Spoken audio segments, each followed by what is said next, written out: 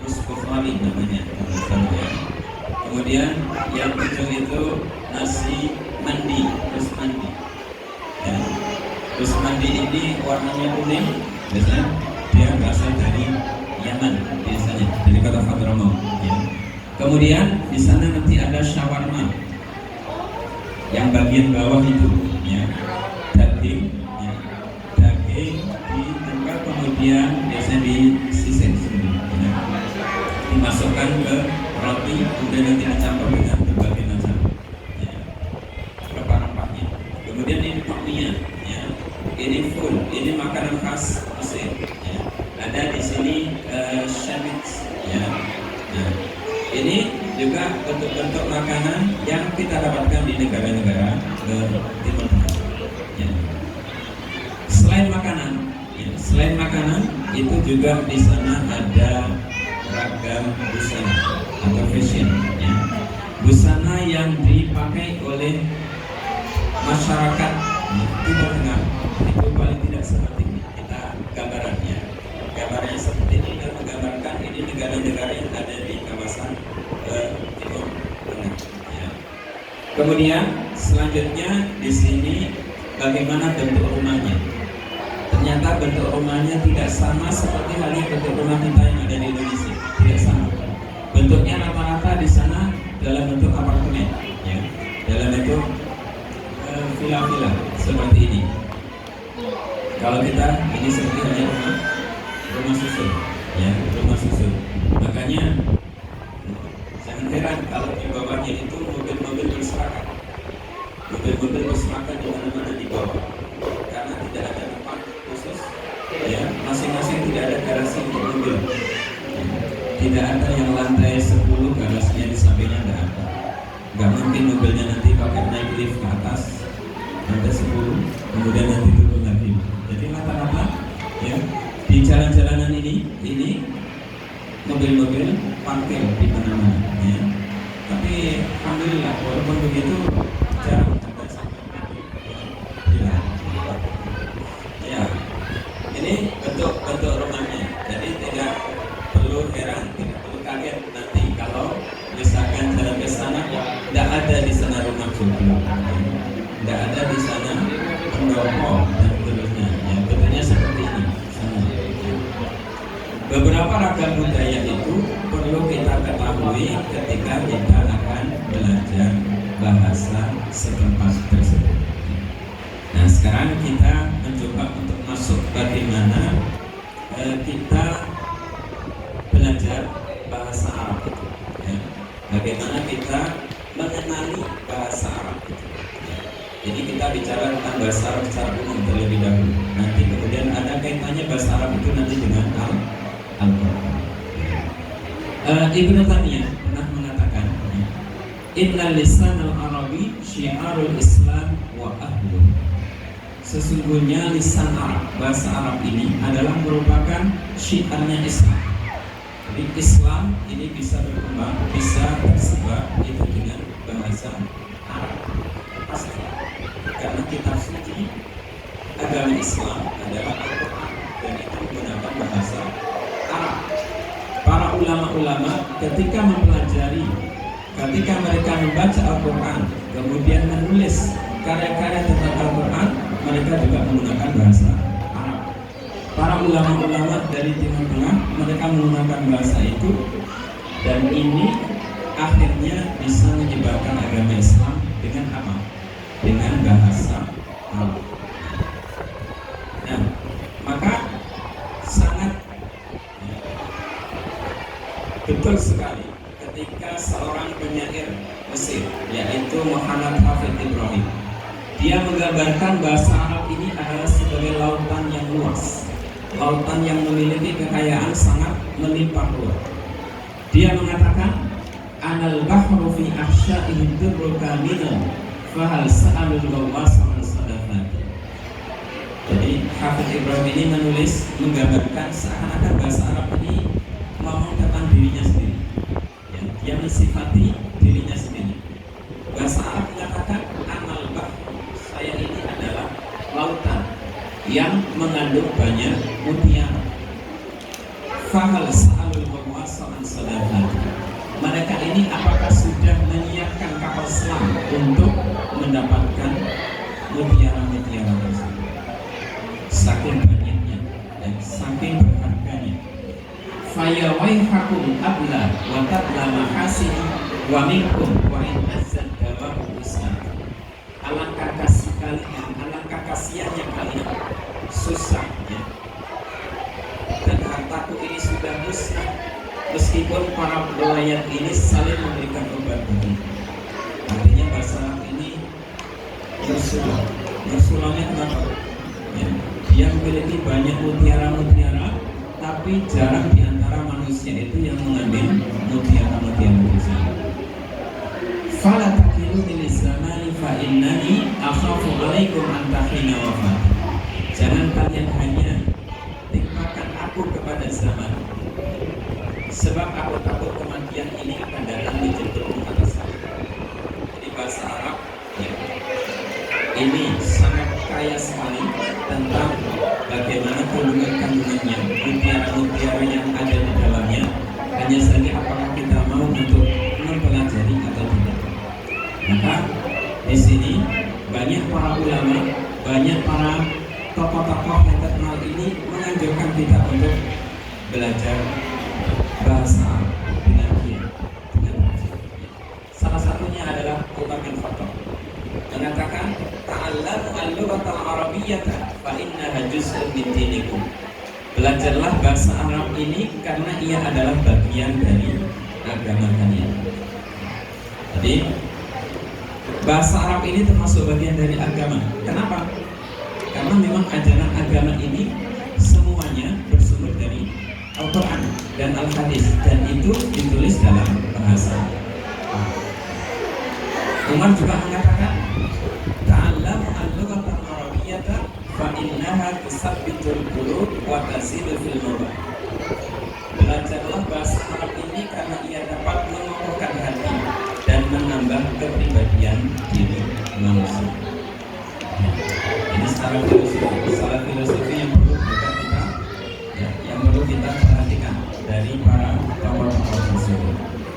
Maka bahasa Arab yang digambarkan dari sebagai mutiara yang sangat banyak sekali di dalam lautan itu nanti akan dipilah-pilah kembali menjadi berbagai macam cabang ilmu, berbagai macam cabang ilmu yang ada dalam bahasa Arab.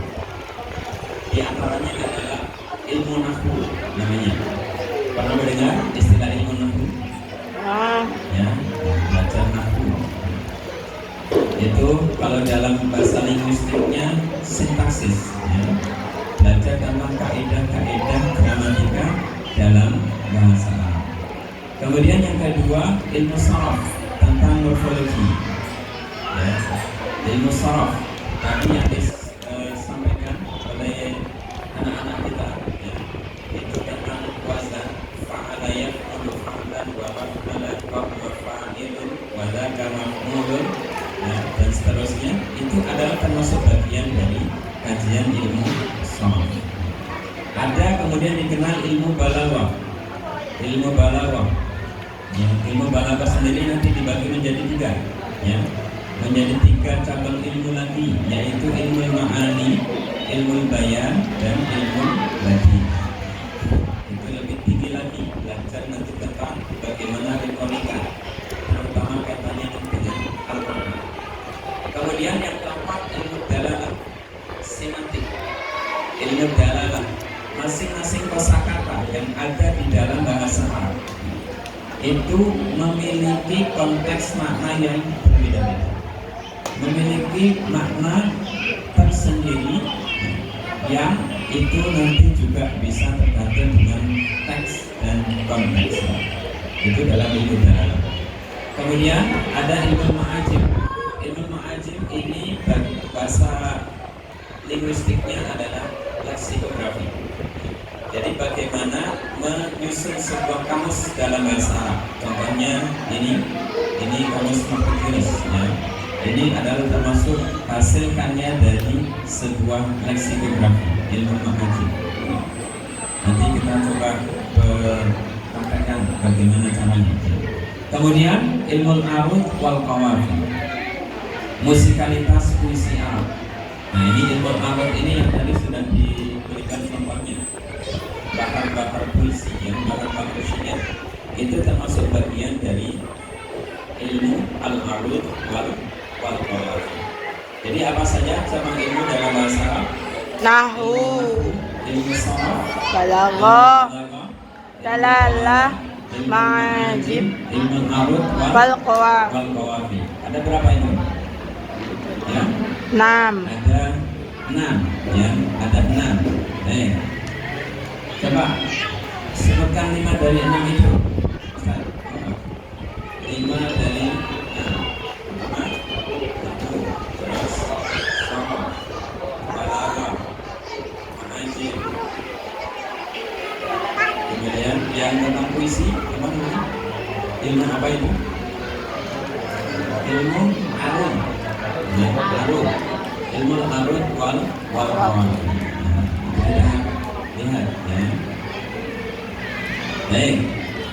Kalau dalam bahasa Arab, struktur kata, pembagian kata itu kalau piramida terbalik seperti ini ya. Dimulai dari unsur yang terkecil. Itu adalah fonem. Ya, fonem itu suara. Ya. Fonem itu artinya adalah suara. Jadi kalau saya mengatakan ya, ini misalnya ya,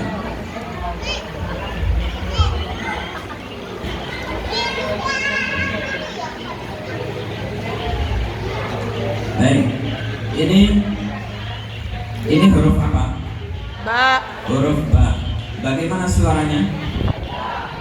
Bukan ba. Bagaimana suaranya? Dari unsur yang terkecil, ya.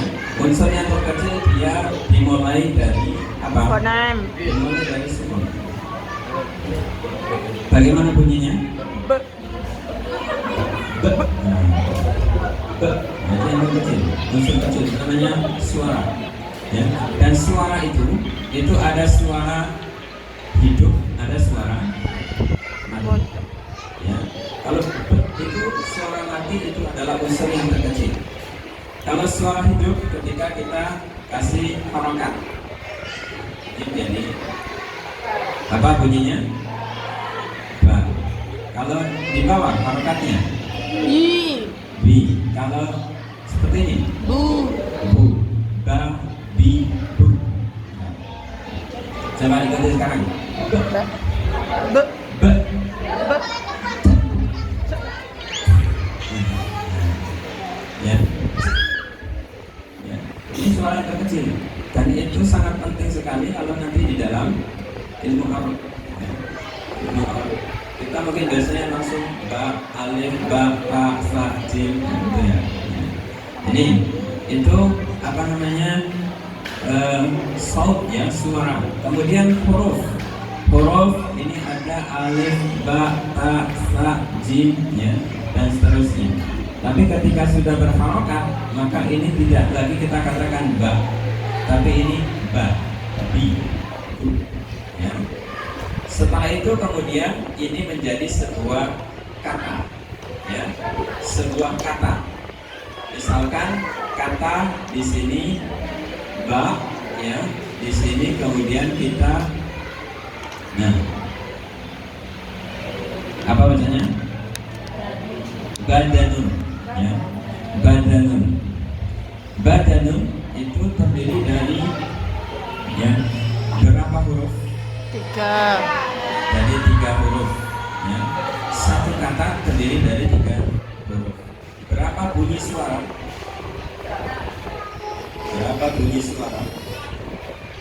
Ya. Di sini ada berapa bunyi suaranya? Bukan 3. Ya. Kalau ada yang harokat, ya, harokat itu biasanya kita kasih tanda ini ya, ba, kemudian da, nun, badanun. Jadi kalau UKT-nya itu, kalau yang harokat itu tanda begini, tinggi, garis tinggi. Kemudian kalau sukun itu Sukun. Sukun. Bulat. Mana sukunnya? Tanwin. Badanun. Itu ada bunyi nun di akhir. Badanun. Ini menjadi satu kalimat. Sekarang dari kalimat ini kemudian menjadi sebuah apa? Sebuah jumlah. Ya. Kalau sebuah jumlah, maka di sini misalkan di sini al-badanu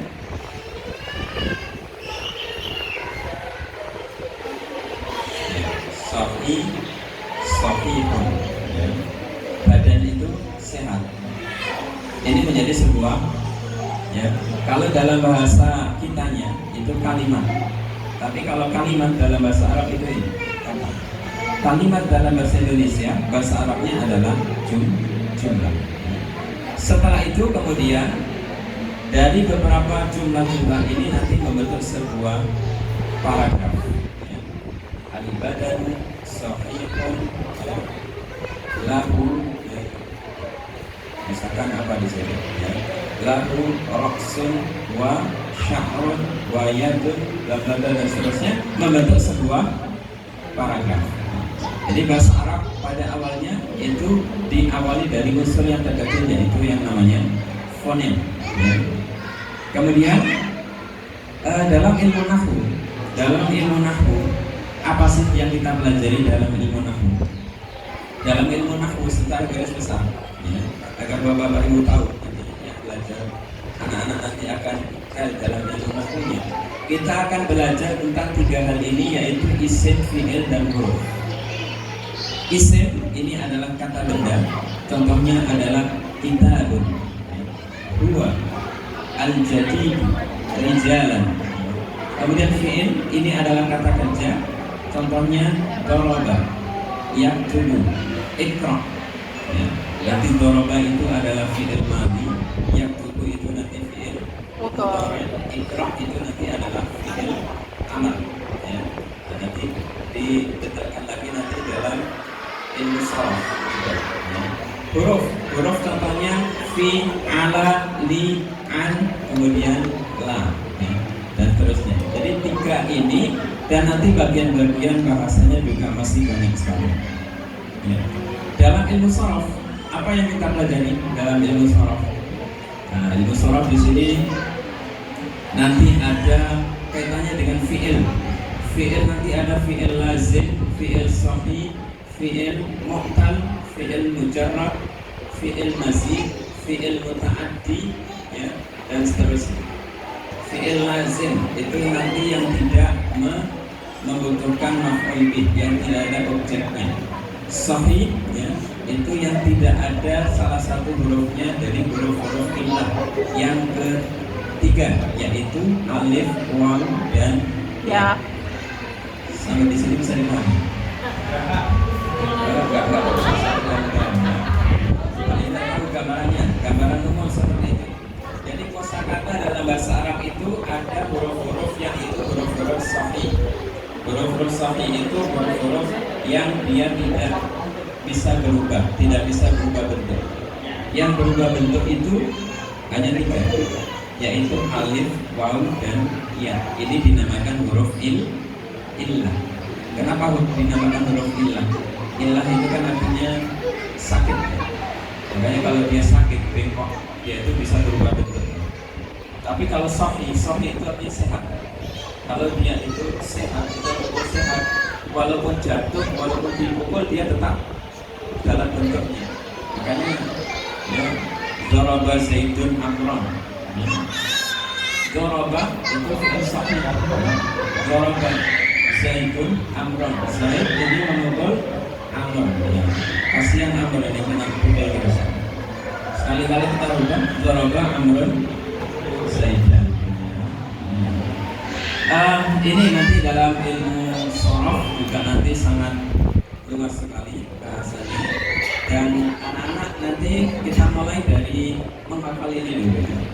Anak-anak nanti kita ajarkan untuk menghafal matan dari amsilah tasrifiyah terlebih dahulu, ya, tanpa harus memahami apa fungsinya, apa faedahnya. Yang penting hafal dulu, ya. Dan ini Karena anak-anak usaha itu yang penting mereka hafal. Dan ini pengalaman kami waktu dulu di Tidakiyah itu. Ya, pokoknya hafal tasrifiyah ini dari awal sampai akhir, walaupun nggak paham. Nanti ternyata baru ngerti faedahnya itu ketika nanti di SMP. Jadi ada pelajarannya, oh ternyata ini, untung kemarin sudah hafal. Jadi nanti untuk mentasrifkan, untuk kemudian mencari kosakata aslinya itu mudah kalau kita nanti hafal ini. Ya. Nah, ini coba saya minta anak-anak yang sudah tersorot. Oke, ya. Coba sekarang bapak-bapak, kalau nggak anak-anak, bapak ibunya lah. Coba gitu ya. Dilihat itu ya, lihat itu.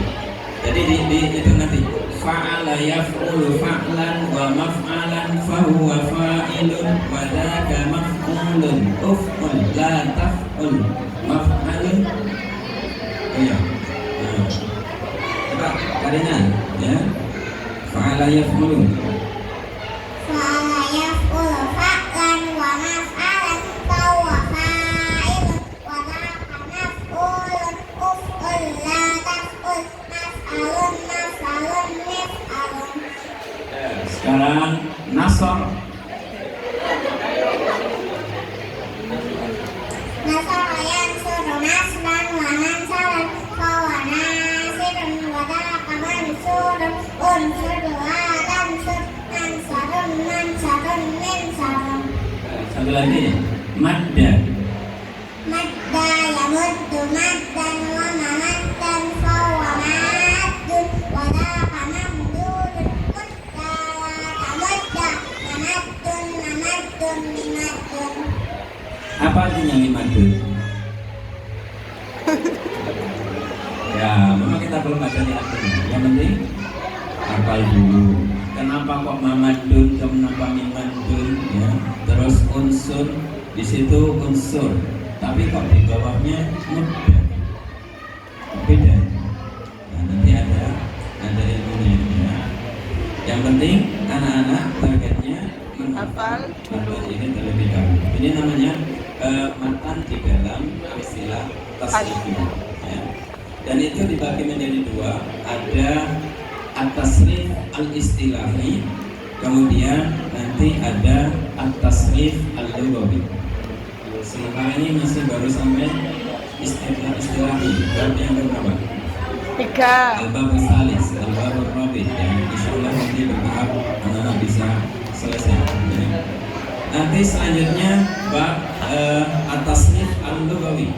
At-tasrif al-lughawi ini nanti tidak ke samping tapi ke bawah. Ya. Ke bawah nanti fa'ala, fa'alu, fa'alat, fa'alata, fa'alna, fa'alta, fa'altuma, fa'altum, fa'alti, fa'altuma, fa'altunna, fa'altu, fa'alna. Ini sebagai wazannya. Nanti yang lain tidak mengikuti. Ya. Yang lain tinggal mengikuti. Ya. Contohnya apa? Nasara. Ya. Nasara, nasaru, nasarat, nasarata, nasarna, nasarta, nasartuma, nasartum, nasarti, nasartuma, nasartunna, nasartu, nasarna. Jadi mengikuti ya wazannya. Ini kaidah-kaidah dalam ilmu sharaf. Jadi dalam ilmu sharaf itu mempelajari bagaimana perubahan bentuk kata. Perubahan bentuk kata ya dari satu bentuk ke bentuk yang lain. Kalau nahwu itu pelajari kaitan dari satu kata dengan kata yang lain. Dan ini tidak bisa dipisahkan antara nahwu dan sharaf. Dalam nahwu mesti ada sharaf di sini. Ya. Karena satu kata dengan kata yang lain tidak mungkin ini berubah bentuk, ini kemudian meninggalkan ilmu sharafnya. Jadi dua-duanya nanti tinggal. Baik, selanjutnya balaghah ya, secara garis besar. Balaghah itu apa? Balaghah ini dibagi menjadi tiga ini ada ilmu bayan, ada ilmu badi, ada ilmu ma'ani. Ilmu bayan nanti belajar tentang bagaimana tasbih, isti'arah, kemudian kinayah, kemudian majaz. Ya. Apa itu tasbih? Itu perumpamaan, ya. Perumpamaan. Jadi perumpamaan satu dengan yang lain itu tasbih. Isti'arah ini nanti bagian dari tasbih tapi berbeda. Termasuk kinayah juga seperti itu. Ilmu badi mempelajari tentang muhassinat al-badiiyah, al-lafziyah dan ma'nawiyah. Nanti belajar tentang sajak. Sajak itu biasanya ittifaqu akhiri kulli bait. Jadi ada huruf-huruf yang sama. Makanya dalam Al-Qur'an itu nanti bisa kita dapatkan sajaknya. Contohnya dalam surat Al-Anbiya. Apa? Wal 'adiyati dhabha, fal muriyati qadha, fal mughirati subha. Berakhiran huruf apa itu? Ha, ya, ha. Kemudian nanti pindah pas waktu ayat innal insana li rabbihi lakanud wa innahu ala dzalika lasyahid wa innahu li hubbil khairi lasyadid. Jadi huruf dal itu namanya apa? Saja. Nanti masuk dalam bahasan ilmu balaghah. Kemudian ilmu ma'ani. Di sini nanti ada khabar, insya, taqdim, takhir, taukid, qasr, ijaz, kemudian itnab. Intinya ilmu balaghah ini melengkapi dari ilmu nahwu dan sharaf sehingga bahasa itu menjadi indah. Bahasa itu menjadi indah. Ibaratnya kalau nahwu sharaf itu adalah baju utama, ya. Kalau balaghah ini aksesoris yang dipakai sehingga kelihatan lebih indah, ya. Ini gambaran sekilasnya balaghah. Kemudian lanjut lagi di sini adalah ilmu arud wal qawafi. Ilmu arud wal qawafi. Tadi anak-anak tadi sudah bisa menyebutkan ada 16. Ada 16 macam dari wafud syariah, dari bakat syair itu. Mana anda? Ya. Tadi bahar tawil, ya. Kita ambil contoh. Di sana ada bahar al-fazd, ada mutaqarib, ada tawil, ada rajiz, ada basit, ada sari, ada bahar wafir, ada kamil, ada ramal, ada mujtas, ada muqtabah, ya, ada mudara, munsari, ya. Kemudian ada bahar madi, ada bahar khafif, ada juga di sini ada namanya bahar mutadarik. Ada 16. Kalau kita ambil contoh satu misalnya, bagaimana caranya? Yang sering biasanya di awal itu adalah bahar tawil. Ya, bahar tawil itu wazannya di situ adalah apa? Fa'ulun mafa'ilun, fa'ulun mafa'ilun. Atau kalau dalamnya itu bukan fa'ulun mafa'ilun, fa'ulun mafa'ilun. Ya, ada berapa? Jadi di sini ada 2 kali diulang. Fa'ulun mafa'ilun diulangi 2 kali dalam satu, ya, dalam satu syatr bait, ya. Kalau dalam satu bait secara utuh maka itu terdiri dari 8. Fa'ulun mafa'ilun, fa'ulun mafa'ilun, fa'ulun mafa'ilun, fa'ulun mafa'ilun. Tawilun lahu dunal buhuri fadailu. Fa'ulun mafa'ilun, fa'ulun mafa'ilun. Ya. Dari mana kok bisa? Nah, sekarang kita ambil contoh, ya. Contoh penerapannya dalam puisi, ya. Dalam puisi Arab. Jadi salah satu keistimewaan dari bahasa Arab itu adalah dari puisi yang dimiliki itu memiliki kaidah yang dikenal dengan istilah bohong.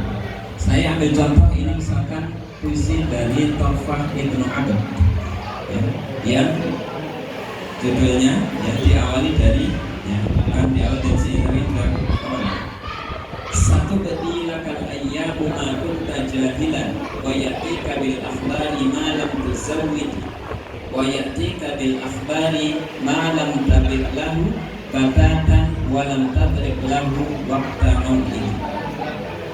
Pernah mendengar istilah bahar seperti ini dan kaidahnya? Ya. Coba sekarang kita lihat bagaimana artinya ya.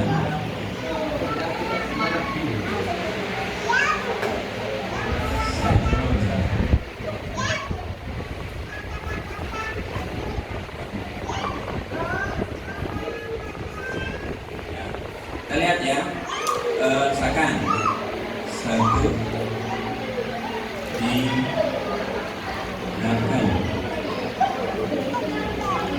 ayam maupun ayam.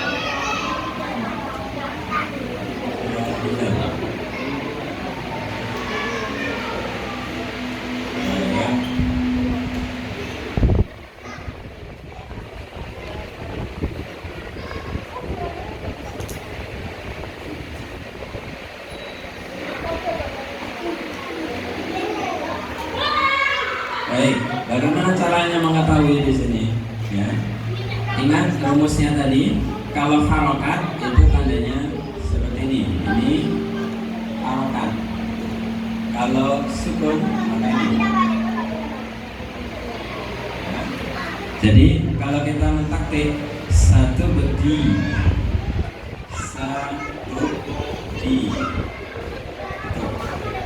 lakan ayyamu, ya, ayyamu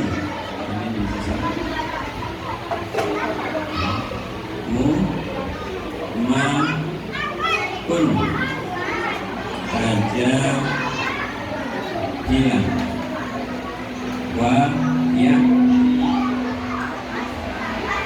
abin akhbar liman lam.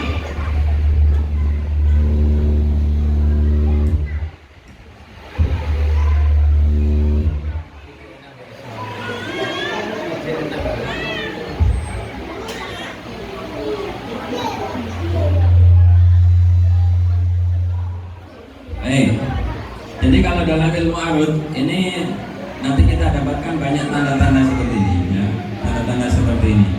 Ini ketika mentaktik ya, satu bedi, lakan, ai itu ada sebutnya, ya, ma, kun, taja, hilang, wayati, kabil, bari.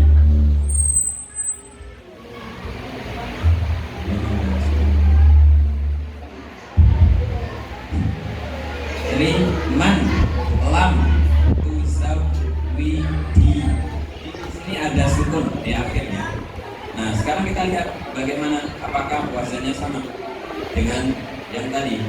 Fa'ulun wa fa'ilun. Di sini fa'ulun, ya, sama ya. Kemudian mafa'ilun, bisa. Kemudian fa'ulun, mafa'ilun. Nah, perhatikan untuk yang di terakhir di sini bukan mafa'ilun tapi mafa'ilun. Ini yaknya hilang. Nah, itu nanti ada lagi kaidahnya di situ namanya khabar. Ya. Jadi ada huruf yang dihilangkan. Ya. Sama seperti di sini fa.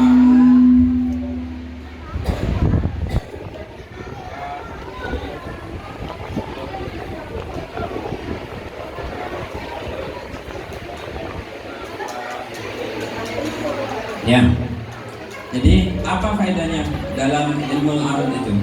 Itu adalah untuk mengetahui bahan apa yang digunakan oleh seorang penyair, sehingga dalam satu kasidah itu nanti bahannya sama, liriknya sama semua. Ya. satu lagi bakal ya mumakun tajahilan wa yakni kadil akbar liman lam tuzawwidi wa yakni kadil akbar liman lam tabi' lahu batatan walam tadrik lahu waqta maw'idi. Tifanat kimin zikra habibin wa mansili bisiktil liwa bainat dahuli fahawmani. Sama semua ini, itu namanya apa? Kaidah di dalam ilmu aruf. Jadi ketika kita menggunakan ini seperti ini, ya, itu kaidahnya. Nah sekarang bagaimana kaitannya ini? Kaitannya dengan Al-Quran. Kita sepakat bahwasanya Al-Quran ini menggunakan bahasa Arab, dan ini disebutkan di dalam banyak ayat Al-Quran yang menyebutkan inna anzalnahu Qur'anan Arabiyyan la'allakum taqilun. Anzalnahu Qur'anan Arabiyyan, hukman Arabiyyan, Qur'anan Arabiyyan dan seterusnya. Ayat-ayat ini menegaskan bahwasanya Al-Quran itu adalah menggunakan bahasa Arab, ya. Nah, pertanyaannya, mengapa Al-Quran diturunkan dalam bahasa Arab, bukan bahasa lain, bukan bahasa Inggris, bukan bahasa Yunani, ya, bukan bahasa Ibrani? Yang pertama adalah karena Nabi Muhammad diutus ke kalangan orang-orang Arab, ya, bilisani qaumihi. Jadi setiap Rasul itu diutus dengan menggunakan bahasa yang digunakan oleh kaumnya, ya. Yang kedua, hanya dalam bahasa Arab ini yang mampu menampung semua makna kandungan secara detail di dalam Al-Quran itu. Kita bisa lihat, ya, misalkan di sini di ayat ini, walladzina kafaru a'maluhum kasarabin biqi'atin yahsabuhu dzam'anu ma'a hatta idza ja'ahu lam yajid syai'an wa wajadallaha indahu fa waffahu hisabahu wallahu sari'ul hisab. Ini adalah perumpamaan yang ada di dalam Al-Quran menggambarkan bagaimana amalan orang-orang kafir. Digambarkan seperti halnya fatanul gani, kasarati. Dalam ayat selanjutnya digambarkan fi awqatil matin fi bahrin lujjin yakshahu mawjud min fawqihi mawjud min fawqihi sahab. Jadi ada kegelapan gulita di lautan yang dalam, kemudian diikuti oleh ombak yang di atasnya juga ada ombak. Artinya bertumpuk-tumpuk. Apa yang bisa kita pahami? Amalan orang-orang kafir yang itu tidak akan diterima oleh Allah Subhanahu wa Ta'ala. Dengan menggambarkan apa? Seperti fata morgana. Fata morgana seakan-akan ada, tapi ketika didekati ternyata tidak ada.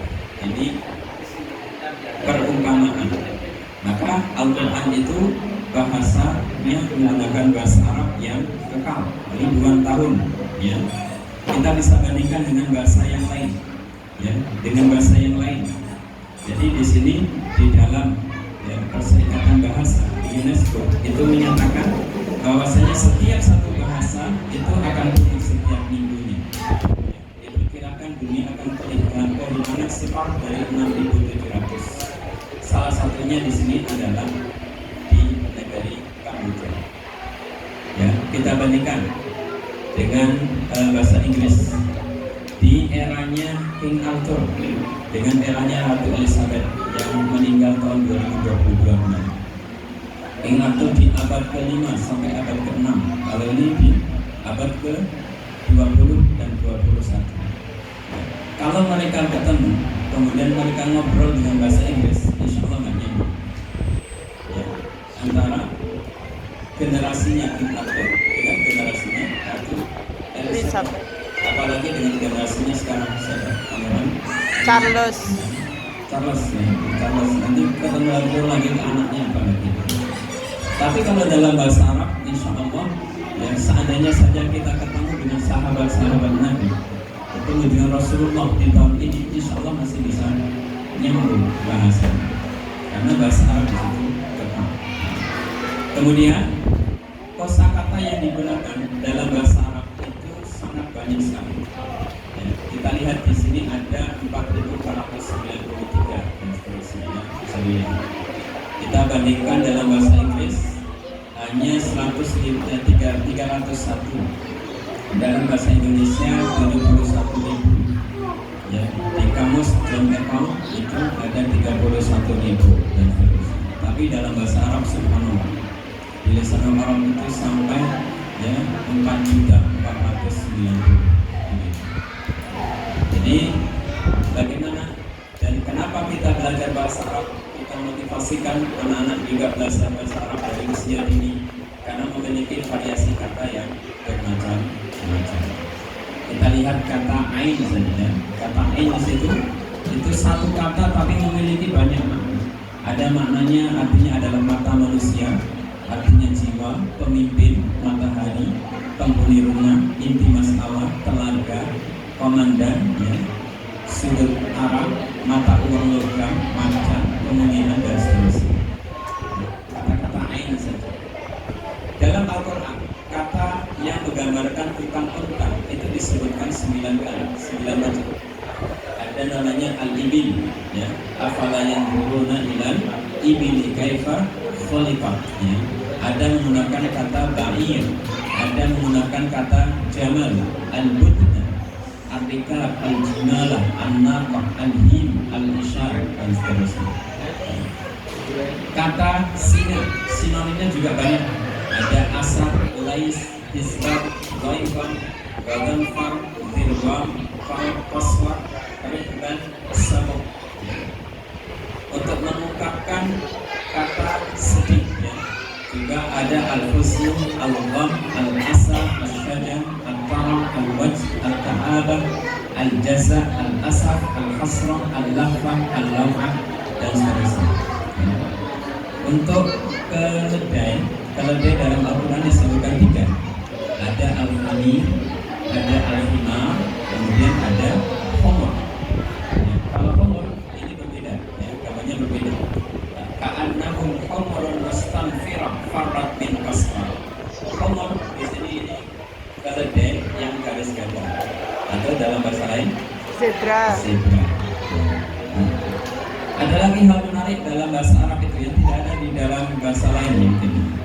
Itu mulai dari matahari. Matahari mulai dari awal terbit sampai nanti terbenam. Itu namanya Yazur, ya. Pada waktu mula, kemudian di atasnya nanti ada Buzur. Setelah itu muncul Duha, waktu Duha ini. Kemudian setelah Duha ada Ghasalah. Setelah Ghasalah nanti ada Hajirah. Setelah Hajirah nanti Duhur, waktu Duhur. Kemudian setelah Duhur nanti ada Zawal. Setelah Zawal nanti waktu Asar. Setelah Asar ada Asil. Setelah Asil nanti ada Subuh. Kemudian setelah Subuh ada Ghurub. Kemudian yang terakhir nanti Subuh. Jadi di sini dalam satu putaran matahari itu saja memiliki berapa kosakata? Memiliki kosakata yang maknanya berbeda-beda dan bisa kita lihat dalam kamus itu nanti maknanya berbeda. Maka kalau kita ingin nanti untuk membantu juga anak-anak kita di dalam belajar bahasa Arab paling tidak dari Al-Quran, ada beberapa tips di sini bagaimana mengenali bahasa Arab sebagai bahasa Al-Quran. Yang pertama dari program yang insya Allah sudah punya semua bapak-bapak ibu ya. Dari program ayat itu nanti dari terjemahan, dari program terjemah per ayat itu nanti ada kita tahu bagaimana makna dari kosakata tersebut. Kemudian dari mushaf per ayat, terjemah per ayat itu juga nanti bisa kita pelajari, ya. Dan misalkan dari kata-kata wa nunazzilu, wa nunazzilu minal qur'ani ma huwa shifaa'un. Wa nunazzilu, kalau kita tidak paham dan kita cari di kamus, itu mencari di bagian apa? Wa nunazzilu, ya. Wa nunazzilu. Nah, kita kembali ke apa? Ke kosakatanya, ke kosakata aslinya. Wa nunazzilu. Ya. Di sini aslinya adalah 3 huruf ini. Nazala, ya. Wayas alunaka dari kosakata sa'ala. Sebenarnya untuk kamus itu dalam bahasa Arab, makanya kenapa kok lebih kaya dengan yang lainnya? Karena rata-rata 3 huruf dalam satu kata itu nanti bisa dibolak-balik 3 huruf itu menjadi berapa? Ya, akan menjadi misalkan kata-kata sobaro nanti menjadi soroba. Setelah itu dari basoro kemudian barosor, ya. Setelah itu rosoba kemudian robasor, ya. Muncul berapa kosakata ini? Ya, itu 6, ya. Yang ini maknanya nanti berdekatan. Makanya menurut Ibnu Sina itu dari 3 huruf kosakata, ya, 3 huruf membentuk kosakata, dari masing-masing ini ada hubungan yang erat. Ya. Sabar itu juga nanti dengan misalkan apa? Baros itu penyakit kudis. Itu untuk menguji bagaimana kesabarannya. Belum nanti basoro melihat dan seterusnya. Jadi dari mushaf yang terjemahan per ayat ini, kemudian untuk belajar ilmu nahwu bagi yang punya mushaf, atau yang mungkin belum, bisa beli yang ada i'rab Al-Quran per kata. Di situ ada bagaimana fungsi kosakata, ya, fungsi kaidah di dalam ilmu nahwu yang ada di dalam Al-Quran. Kemudian yang terakhir di sini bagaimana menentukan bentuk kata. Ya, jadi nanti paling tidak kita bisa menentukan 3 fungsi tadi, yaitu isim, fi'il, dan huruf. Ya, dalam surat Al-Lail misalnya, wal-lailu idza yaghsha wan nahari idza tajalla wa ma khalaqa dzakara wal unsa. Mana yang isim, ya, mana yang fi'il, kemudian mana yang huruf, ya. Nanti coba situ, kemudian nanti kita koreksi kita ini kalau betul, kalau betul berarti sudah paham. Kalau masih ada yang salah, maka betul nanti. Jadi intinya dari paparan ini, ya, bagaimana kita bisa mengenali bahasa Arab ini sebagai bahasa Al-Quran. Endingnya tetap kita adalah Al-Quran. Tapi Al-Quran tidak bisa dipahami kalau kita tidak paham bahasa Arab. Maka kita harus melalui pintu bahasa Arab itu terlebih dahulu. Paling tidak kita nanti tahu bagaimana alurnya. Kemudian juga nanti kita bisa mendampingi anak-anak kita juga di dalam belajar bahasa Arab. Mudah-mudahan anak-anak kita semuanya nanti juga paling tidak bisa paham tentang ilmu-ilmu alat ini. Ilmu-ilmu alat ini yang nanti bisa mereka gunakan nanti untuk memahami ilmu-ilmu syariat yang lainnya. Ya, saya kira itu. Barangkali nanti ada tanya jawab, kami persilakan. Atau sudah cukup mungkin waktunya untuk pembagian kelompok. Dari saya akhiri sampai di sini, kurang lebihnya mohon maaf. Assalamualaikum warahmatullahi wabarakatuh. Waalaikumsalam warahmatullahi wabarakatuh.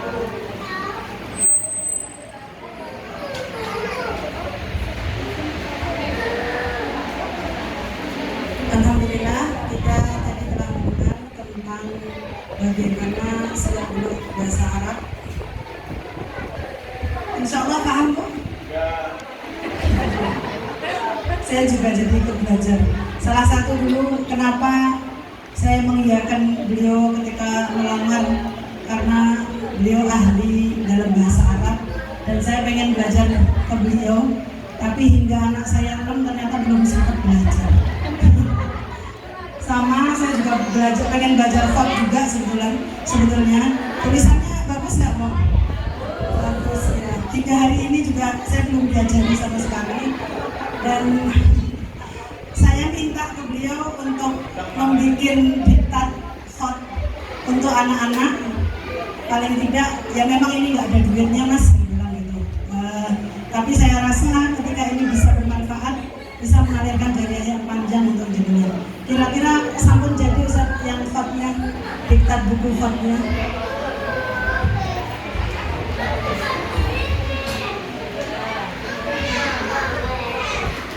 Ya, saya lagi menyusun buku khot nanti untuk anak-anak. Jadi mengawali dari khot meski terlebih dahulu, yang paling sederhana.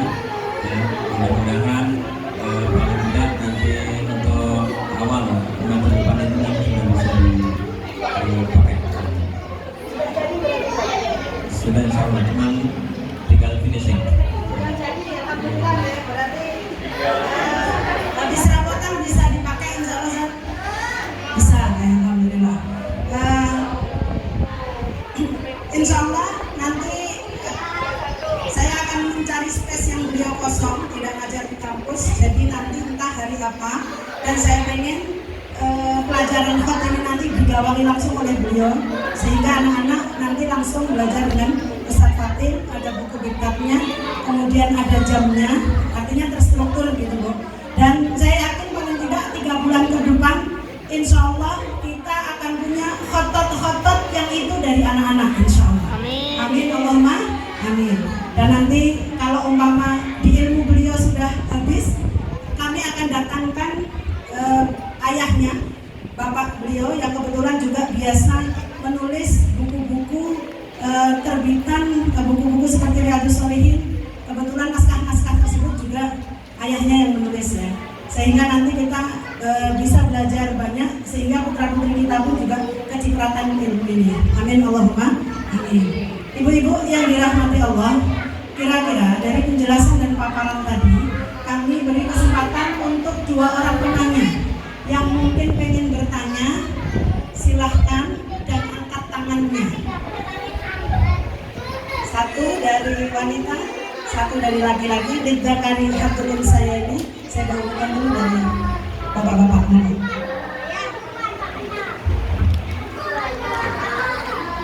Bismillahirrahmanirrahim. Assalamualaikum warahmatullahi wabarakatuh. Terima kasih Pak Fatin yang sudah memberikan banyak ilmunya buat kita, yang membagikan ilmu-ilmu yang kita pelajari dulu, baik di pondok ataupun setelah pondok. Sampai sekarang saya juga masih nggak paham. Dan pastinya pelajaran bahasa Arab itu sulit. Di sini saya mau bertanya. Yang pertama adalah adik-adik atau anak kita ini di level berapa akan diajarkan pelajaran berapa ini. Terus yang kedua, apakah sudah dipertimbangkan bahwasanya pelajaran-pelajaran yang diberikan itu apakah nanti akan menambah timing dari semester kita. Soalnya kan kalau misalkan ibarat di restoran itu yang kita makan pokoknya nasi, dan nasinya itu adalah Al-Quran. Apakah dalam tambahan pelajaran ini sudah dipertimbangkan untuk maksudnya tidak melebihkan timing kita dalam belajar, sehingga dari orang tua kita juga bisa memprediksi apakah anak-anak kita nanti bisa mengikuti pelajaran utama dengan baik. Soalnya yang misalkan kami lihat kita kesini itu ya, kalau misalkan di restoran ini kita menu utamanya apa, sehingga menu-menu tambahan itu mungkin menurut kami atau menurut saya lah itu bisa kita cari atau setelah selesai Quran bisa kita bawa ke lain. Ya memang Quran sendiri itu kan memang menghafalnya ya modal hayal, dalam artian sendiri usaha itu. Tapi ketika dulu saya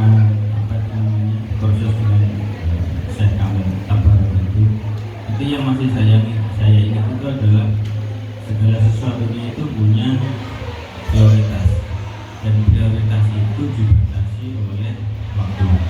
Sehingga ketika prioritas itu bisa terjangkau atau bisa selesai itu adalah ketepatan waktu. Dan kalau misalkan setelah ketepatan waktu dan prioritas tadi itu sudah terjangkau, kita bisa menambah probabilitasnya. Jadi target itu bisa nambah asalkan yang utama tadi, yang prioritas tadi sudah diselesaikan. Kira-kira mungkin sekian dari kami. Langsung untuk pertanyaan yang kedua, silakan. Assalamualaikum warahmatullahi wabarakatuh. Sedikit berbagi kepada saya setelah saya bertanya. Saya dulu sempat belajar tentang bahasa Arab. Dan ingin belajar bahasa Arab itu timbul dari rasa cinta. Jadi bahasa keistimewaan sendiri di hati saya. Itu saya mungkin ya, itu saya ambil dari doktrin dari ayah saya sendiri. Dia selalu mendadak dia sendiri sekali waktu di sini. Ketika masuk pesantren saya mendapat fi'il madhi dan fi'il mudhari. Itu saja sudah rasa cinta yang sangat luar biasa seperti anak-anak Masya Allah. Saya ingin bertanya tadi menjelaskan tentang dialek bahasa Arab ada 4 yang pertama Irak dan sekitarnya, atau Mesopotamia itu termasuk Arab, Ustaz, termasuk sampai Arabia, terus Yaman sampai ke bawah itu Oman, termasuk yang mana, Ustaz? Terus yang kedua saya tanyakan ini tentang syirik ini, modelnya ini model apa namanya? Tahu ya? Oh ya, bahar itu sampai baik ke bawah itu seperti ini modelnya, sama. Terima kasih.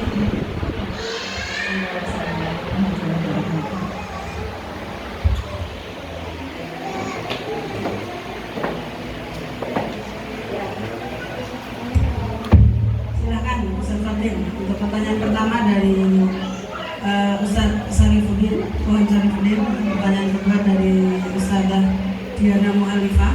Kebetulan beliau juga berasal dari Bangil, ngajar ya di Persis. Di sana juga. Oke, monggo Ustaz Fadil. Baik. Pertama pertanyaan dari Ustaz Syarifuddin. Ya. Jadi nanti terkait dengan teknis, yang teknis insya Allah nanti akan dijawab oleh direktur. Lalu terkait dengan materi. Di sini ini kita ingin juga memanfaatkan ya, tanpa menafikan yang utama, ya, prioritas tadi, yakni hafalan Al-Quran. Tapi kita lihat ternyata anak-anak di sini ini dengan materi yang lain yang itu kita tambahkan juga ternyata bisa, dan itu juga penting nantinya untuk bisa menjadi bekal. Contohnya pengalaman kita kemarin terkait dengan Tuhfatul Atfal. Ternyata juga di luar ekspektasi kita, ya. Ternyata mereka bisa lebih cepat seperti itu. Makanya kita punya gambaran bagaimana di usia-usia ini kita bekali itu dengan hafalan juga dari matan-matan yang itu merupakan ilmu-ilmu dasar bagi mereka yang juga nanti sangat bermanfaat bagi mereka. Termasuk dalam bahasa Arab ini adalah amsilah tasrifiyah. Ya, ternyata kemarin diterapkan itu ya, 10 menit sudah bisa hafal, ya. 5 sampai 10 menit sudah bisa hafal. Dengan itu kalau sudah masuk dalam sistem dan anak-anak ternyata di luar ekspektasi kita, begitu ya. Namun untuk yang lebih jauh nanti apa itu fi'il mudhaf, apa itu fi'il lazim atau nanti itu belum kita kasih ya sekarang. Yang paling penting adalah mereka hafal dari tasrif istilahi dan tasrif lugawi. Dan ini juga kami rasakan sendiri bagaimana dulu waktu di ibtidaiyah itu. Hafal ini ternyata nanti di selanjutnya itu nanti sangat membantu sekali. Jadi tetap nanti prioritas ini tetap, tapi nanti kita akan memilah-milah mana yang kira-kira ini bisa. Termasuk diantaranya nanti adalah menulis, ya, menulis fat. Insya Allah menulis fat nanti tidak sampai mengganggu hafalan. Jadi belajar fat itu nanti tidak sampai mengganggu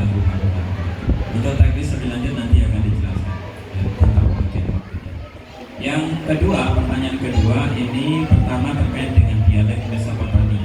Ya, ini pembagian satu pakar sosiolinguistik dibagi 4, itu daerah Mesopotamia, Levantin, kemudian daerah Mesir dan sekitarnya, Sungai Nil, kemudian daerah Maroko dan sekitarnya. Ada di antara mereka yang membagi menjadi 5. Jadi yang Mesopotamia itu dibagi lagi jadi 2 karena terlalu luas, yaitu kawasan Mesopotamia dan kawasan negara-negara Teluk. Bagi perspektif yang pertama, negara-negara Teluk itu masuk juga bagian dari Mesopotamia. Tapi bagi yang kedua itu nanti menjadi kelompok yang ke-5. Nah, dialeknya itu ternyata juga tidak terlalu jauh ya. Termasuk daerah Levantin, Saya kira bapak-bapak, ibu-ibu sudah sering mendengar dan itu ya, sudah sering menyaksikan lagu Atu-Atu Fuli. Ya, coba saya nyanyikan ini ada. Nah.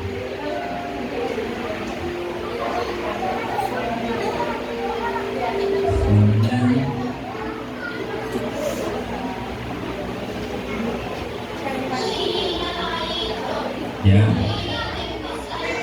ini menggunakan dialek Levant, ya, dialek Levantin.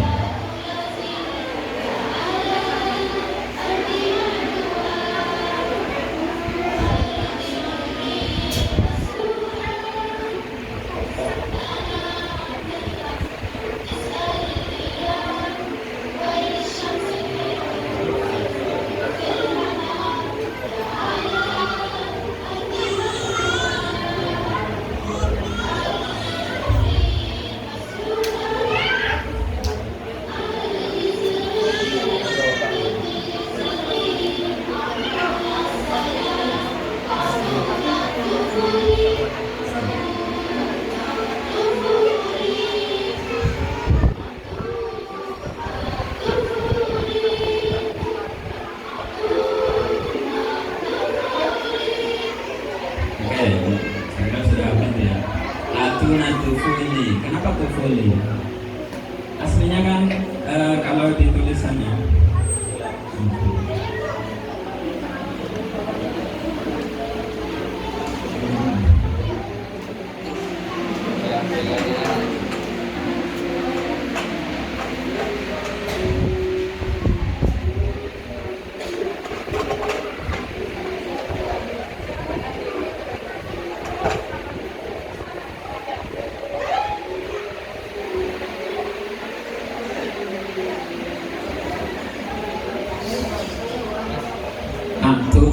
At-tufulata, kan gitu.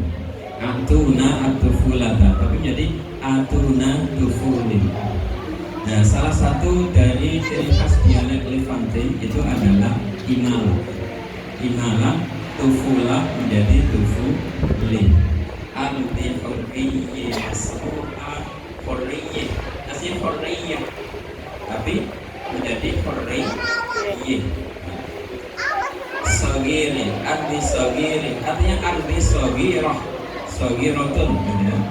Nah itu salah satu dari dialek Levant. Jadi banyak di situ kalau dalam ilmu aja itu nanti ada klasifikasinya. Terus yang kedua, bahar ya memang bahar itu dari awal qasidah sampai akhir itu harus sama semua. Harus sama semua, menggunakan satu bahar, menggunakan satu qafiyah. Qafiyah itu huruf yang di akhir itu sama semuanya. Maka itu baru dikatakan sebagai puisi, ya, puisi yang amudi, yang mengikuti aturan. Kalau tidak mengikuti aturan, maka nanti dia akan berubah menjadi puisi bebas. Tapi puisi bebas pun nanti ada aturannya lagi yang juga nanti harus kita ikuti.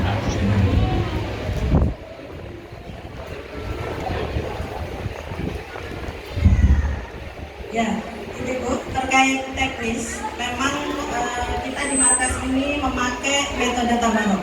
Seperti yang kita ketahui ketika kami di Mesir, kalau musim panas, biasanya anak-anak belajar selama 4 jam.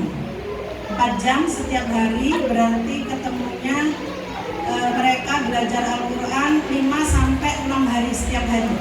Kalau musim biasanya masuk sekolah, maka mereka akan belajar, tapi dari jam 8 pagi sampai jam 2 siang, dan hanya 1 pekan 2 kali.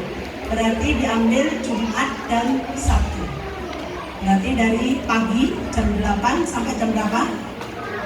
Jam 2. Berarti 8, 9, 10, 11, 12, 1, 2. 6 jam. Kemudian dengan istirahat sekali. Apakah ada tambahannya? Tambahannya di bab Asbabun Nuzul. Kemudian juga Fadhail Suwar, ya. Terus sholat berjamaah tapi juga tidak dijaharkan, ya. Kemudian untuk pelajaran-pelajaran ini, mungkin ibu-ibu masih ingat ya, pertama kali ketika kita membuat atau mengadopsi kurikulum ini, kurikulum Tabarok atau kurikulum Al-Quran dari Dr. Kamil atau Syekh Kamil, kita sudah pelajari jam-jam yang harus kita lakukan. Salah satunya, umpama untuk level 1, berapa jam Ustazah waktu yang harus diperlukan? Ustazah insya Allah hafal walah. Berapa jam untuk level 1 Ustazah? Assalamualaikum Ustazah. 150, Assalamualaikum Ustazah. 100 berapa Ustazah? 50. 180. Sekarang coba ibu-ibu kalikan. Per tiap hari kita khusus untuk Quran, ibu kan masuk dari jam 7 kan? 8, 9, 10, 11, 12. Berarti berapa waktunya Bu? 5 jam. 2 jam untuk pelajaran-pelajaran tambahan. 3 jam kita nggak akan pernah ganggu gugat untuk pelajaran yang lain kecuali Al-Quran. Itu udah sepakat dari awal. 3 kali 5 berarti pinter Bu? 15. Berarti dalam sebulan anak-anak sudah dapat berapa jam Bu? 60. Kalau 2 bulan berarti berapa Bu? 60 tambah 60 120. Kalau dalam 4 bulan berarti berapa Bu? Berapa?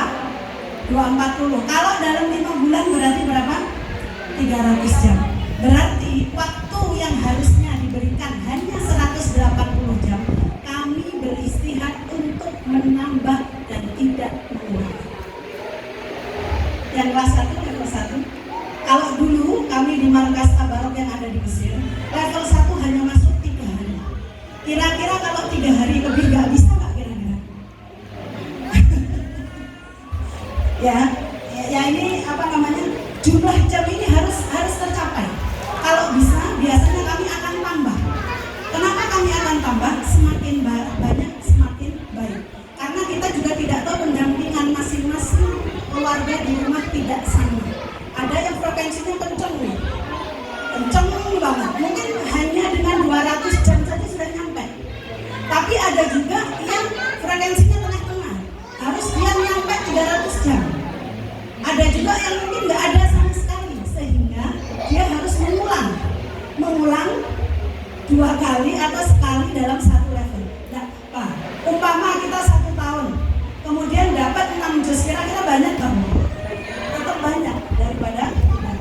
Dan insya Allah untuk yang kemarin, seperti halnya sorof, kita masukkan secara sistem. Tidak ada ibaratnya umpama jam tambahan habis zuhur. Nah, kenapa? Karena kami pelajari kemarin ketika hadis kami masukkan ke sistem yang golongan Wahab Basma. Alhamdulillah jalannya lancar aja, karena mungkin cuma 2 orang. Tapi ketika saya ambil komunitas banyak, ternyata ada beberapa yang kuat, ada beberapa yang tidak, ya, tidak apa namanya dengan fisik dan lain sebagainya. Sehingga ini nanti tetap kita akan masukkan, tapi dengan smooth ya, dengan pelan-pelan ya, tersistem. Kapan? Minimal untuk sorof ini kita pakai hanya 5-10 menit dan tidak mengurangi sama sekali jam Qurannya. Kira-kira mungkin kalau ada yang datang jam 12 tepat, bisa jadi sebelum dulu. Atau mungkin ada juga yang jemputnya lebih, jam 12:30 belum dijemput. Umpama anak-anak kelebihan jam 12 lebih 1/4, terus mereka bisa hafal sorof, kira-kira lebih bagus atau lebih jelek, Bu? Lebih bagus. Kenapa? Karena saya yakin tidak semua wali murid mampu untuk memberikan asupan-asupan ini. Sepertinya mungkin matematika, bahasa Indonesia, ada yang mungkin mampu, ada yang mungkin tidak. Akhirnya kami bikin secara klasikal dan insya Allah nanti akan kami infokan. Makanya untuk yang pertama, alat ini tadi, alat-alatnya, alat tempurnya ibaratnya, itu tadi kamus dan lain sebagainya, kita sudah adakan dulu, sehingga nanti ketika kita akan bikin program ini bareng, maka insya Allah akan lebih mudah. Seperti Tufatul Atfal, pernah nggak kita bayangkan anak-anak level 1, level 2 bisa ujian sanad? Pernah nggak terbayang? Saya sebagai guru nggak pernah terbayang. Ustadz Fatin yang ngajari pertama bingung, Dek, gak iso-iso arek-arek gitu lah naik.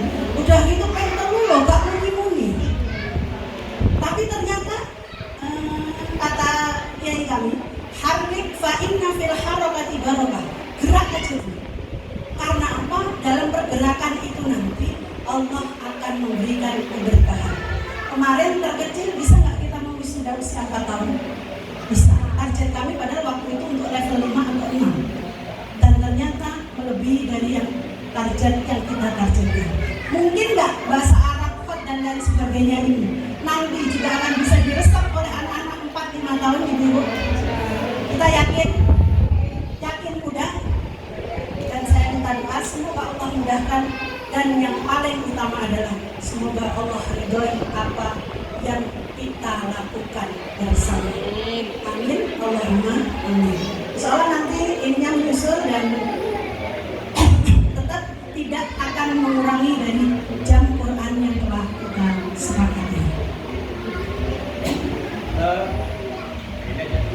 Itu satu level itu standarnya berapa bulan? Maksudnya gitu. Kan dikurangi hari libur, dikurangi ujian, dikurangi macam-macam. Apakah nanti tidak apakah harus sesuai dengan target? Misalnya kan level 1 berapa tadi? 4 bulan ya? 4 bulan. 6 bulan ya? 6 bulan. Apakah nanti level 2, 3 dan seterusnya itu dengan tambahan Quran yang banyak itu apakah bisa 6 bulan itu atau memang sedikit bagaimana? Oke, kayak gini sama Ustazah Dita sama Ustazah Lila sama Ustazah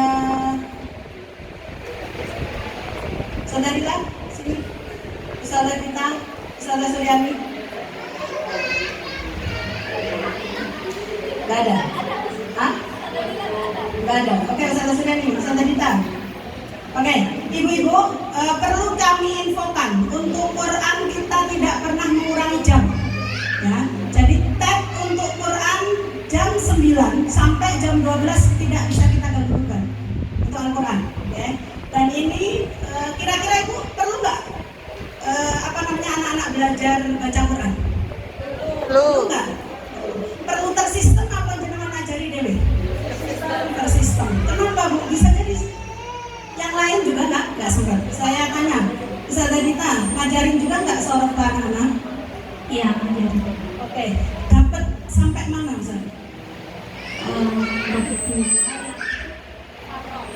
Bab 2 Faro. Oke, Ustazah Suryani ngajarin juga nggak ke anak-anak? Ya, ngajarin juga. Dapat berapa? Sekarang alhamdulillah sudah sampai bab 4 yang fa'ilah. Oke, Ustazah Suryani di level berapa? Di level 5. Level 5, Ustazah Dita di level berapa? Level 1.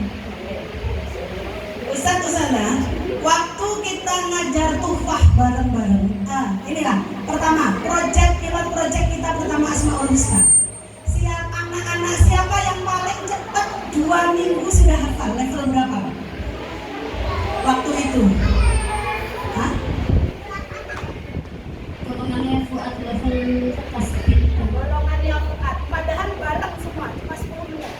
Akan tetapi di lapangan yang paling cepat adalah anak-anak yang memang hafalannya lebih banyak. Tapi apakah anak-anak anak-anak yang tidak banyak ini tadi nggak bisa? Bisa. Kapan? Butuh waktu lebih agak lama. Kalau golongannya Fuad, Aska, Diyah waktu itu cuma hanya 2 minggu beres. Golongan anak-anak yang level 2, level 3 butuh waktu sebulan tanpa kita kurangi Al-Quran. Di Tuhfatul Atfal, begitu juga Kak Ibu-Ibu. Anak-anak yang level-level atas lebih dulu dapatnya sampai apa? Yang penting kita jalan aja dulu, jalan tanpa mengganggu Qurannya, tanpa apa? Mengganggu Qurannya. Pilot project pertama kita adalah Asmaul Husna. Habis itu Tuhfatul Atfal. Ya, Tuhfatul Atfal juga jadi. Doa-doa jadi nggak Ustazah? Doa-doa putra-putri ibu bisa nggak 50 doa Bu?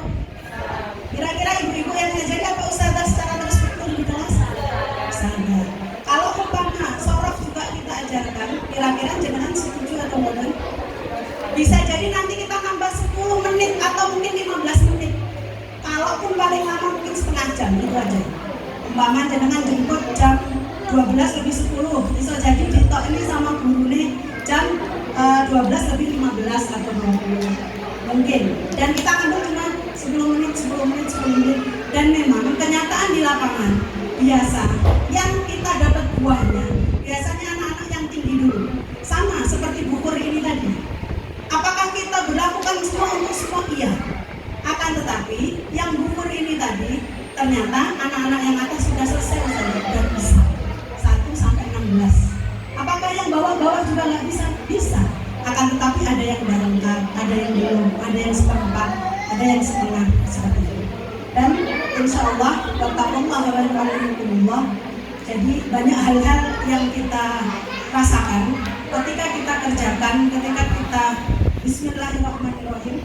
Ya, ternyata disitulah Allah banyak mengajarkan kepada kita. Bisa mungkin juga yang Asmaul Husna. Gimana kalau anak-anak pakai angka-angka ternyata nggak bisa. Akhirnya Allah tuntut kami untuk hanya pakai gerakan. Kita dengarkan.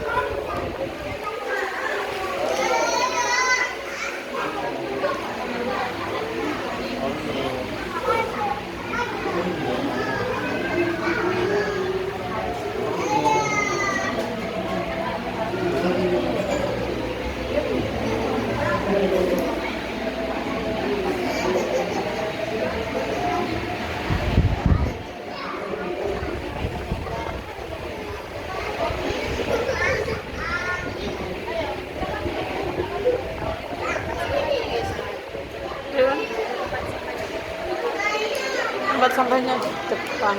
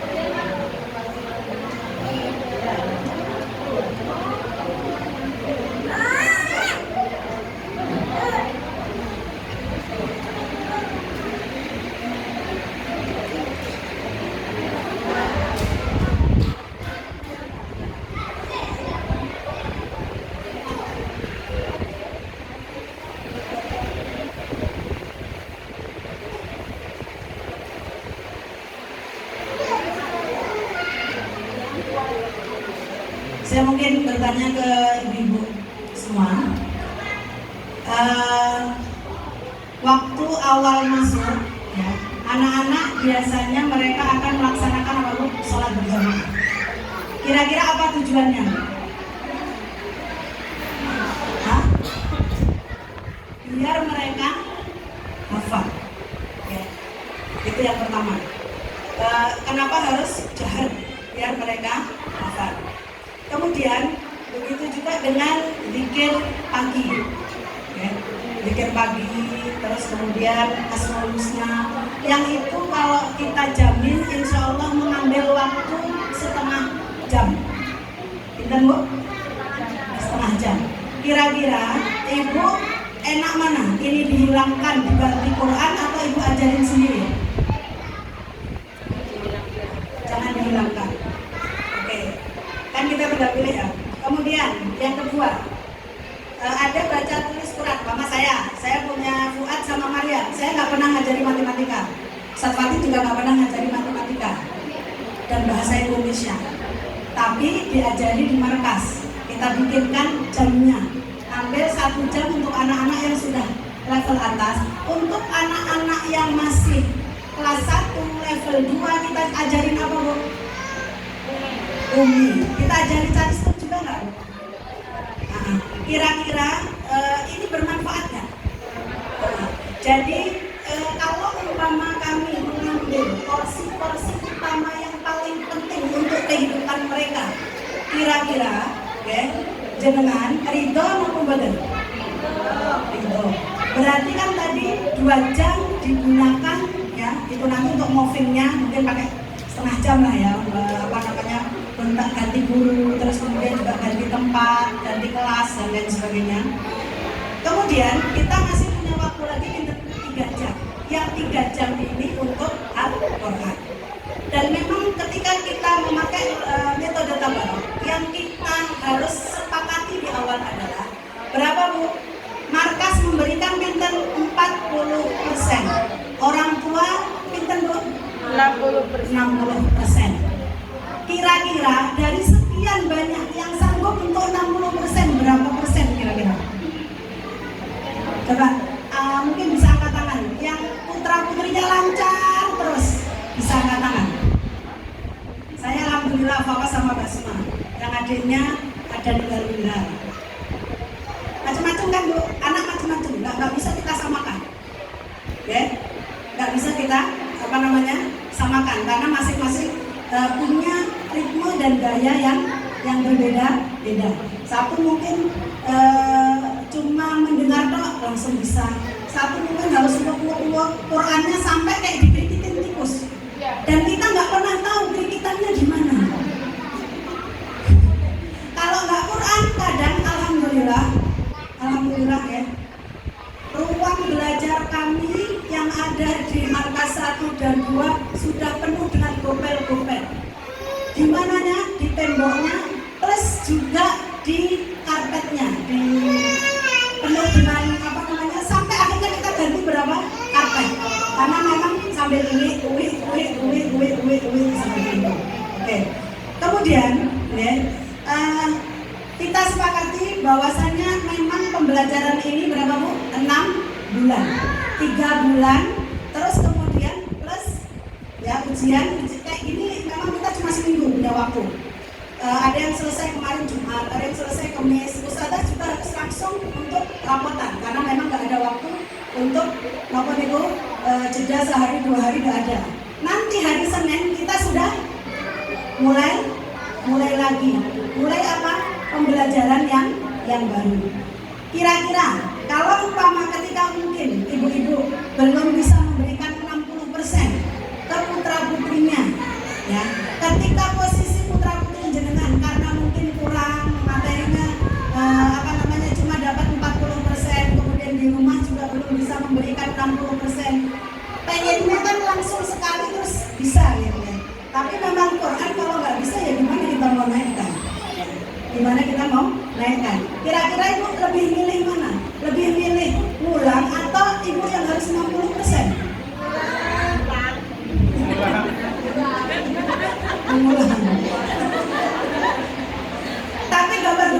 ibu nggak usah takut, nggak usah khawatir. Alhamdulillah dengan karunia Allah dan rahmatnya dari Allah dan izin Allah, dalam seminggu kemarin saya mendengar dapat telepon yang satu dari anak saya di Bogor.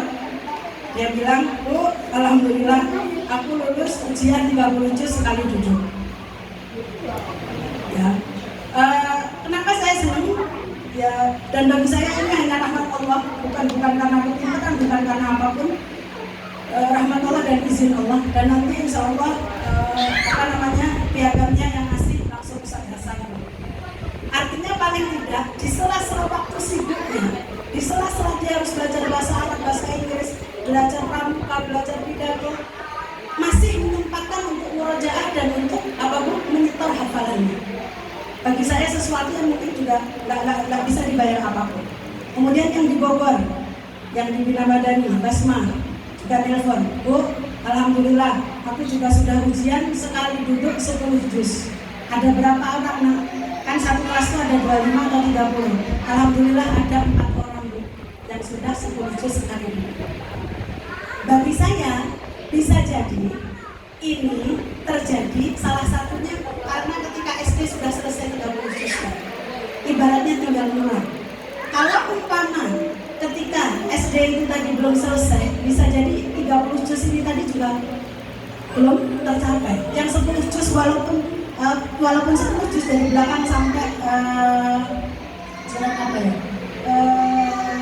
Yasin ke atas ya, ini juga saya rasa juga akan susah kita capai karena memang qiraahnya pun tartilnya pun juga harus dengan tartil yang bagus.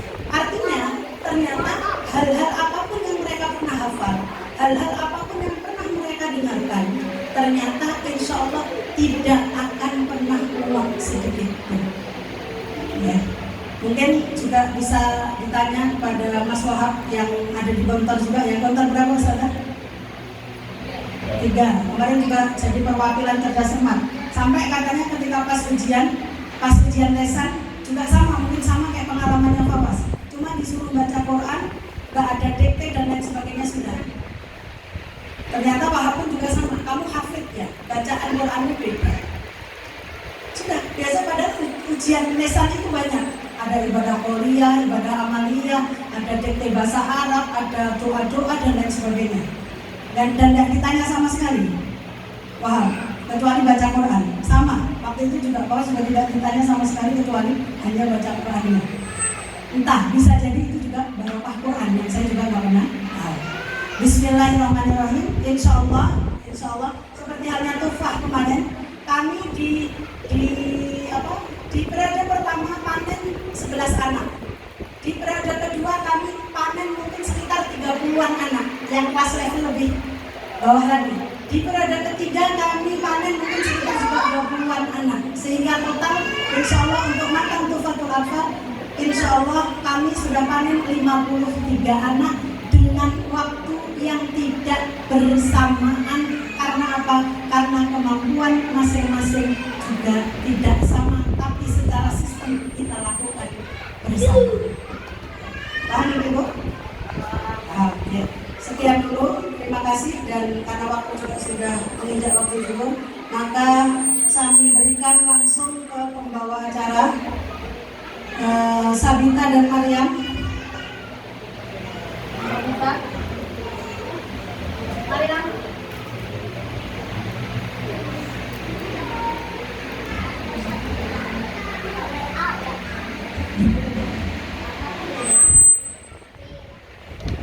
Terima kasih kepada Ustaz Fatin.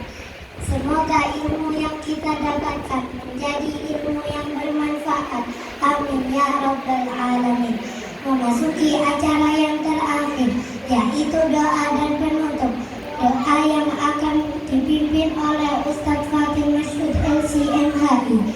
Kepada beliau waktu dan tempat kami persilakan.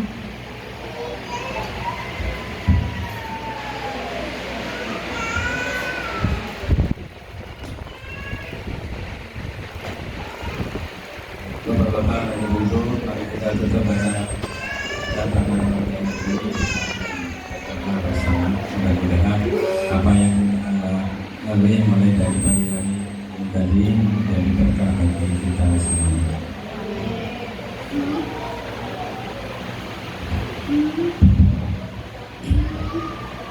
Kita awali dengan istighfar terlebih dahulu.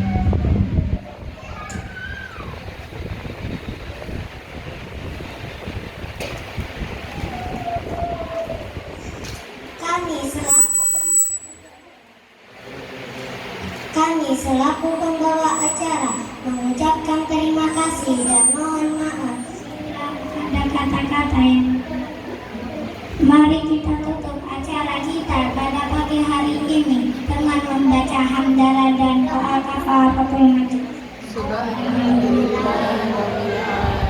Subhanakallahumma wa bihamdika asyhadu an la ilaha